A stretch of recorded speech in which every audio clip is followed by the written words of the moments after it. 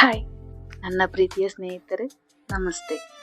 ಇವತ್ತಿನ ಮಾತು, ಮನ ಕೊಂದ ವ್ಯಕ್ತಿಗೆ ಯಾಕೆ ಶಿಕ್ಷೆ ನೀಡೋಕೆ ಆಗಲ್ಲ. ಯಾಕೆ ಈ ಪದ ಹೇಳ್ದೆ ಅಂದ ನನ್ನ ಸ್ನೇಹಿತೆ ಒಬ್ಳು ಕೇಳಿದ್ಲು ನನ್ನನ್ನ ಇವತ್ತು.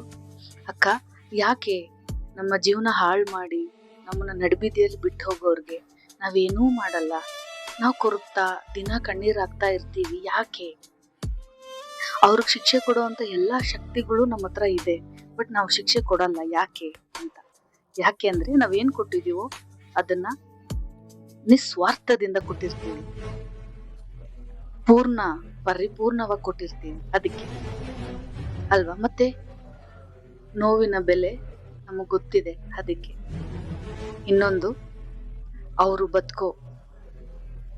ಬದುಕ್ತಾ ಇರೋ ಪ್ರತಿ ಕ್ಷಣ ಬದುಕು ಮೋಸ ಆಗಿರೋಂತ ಹೆಣ್ಮಕ್ಳು ಕೊಟ್ಟಿರೋ ಭಿಕ್ಷೆ, ಆ ಭಿಕ್ಷೆಯಿಂದ ಅವ್ರು ಬದುಕ್ತಾ ಇದ್ದಾರೆ. ಮತ್ತೊಂದು, ನಾವು ಕೊಡೋ ಶಿಕ್ಷೆಯಿಂದ ಅವ್ರು ತಪ್ಪಿಸ್ಕೋಬಹುದು. ಅವ್ರು ಕೊಡೋ ಶಿಕ್ಷೆಯಿಂದ ಯಾರು ತಪ್ಪಿಸ್ಕೊಳಕ್ ಆಗಲ್ಲ, ಅಲ್ವಾ? ಎಕ್ಸ್ಕ್ಯೂಸ್ ಇಲ್ಲ, no excuse, no explanation, no escape. So ಅದಕ್ಕೆ ನಮ್ಮ ಕೆಲಸ ಏನು ಅಂದ್ರೆ, ಇಲ್ಲಿ ಎಷ್ಟೇ ಚೂರ್ ಮಾಡಿದ್ರು ಬಿಂದಾಸಾಗೆ ಸಖತ್ತಾಗೆ ನಮ್ಮನ್ನ ನಾವು ರೂಪಿಸ್ಕೋಬೇಕು.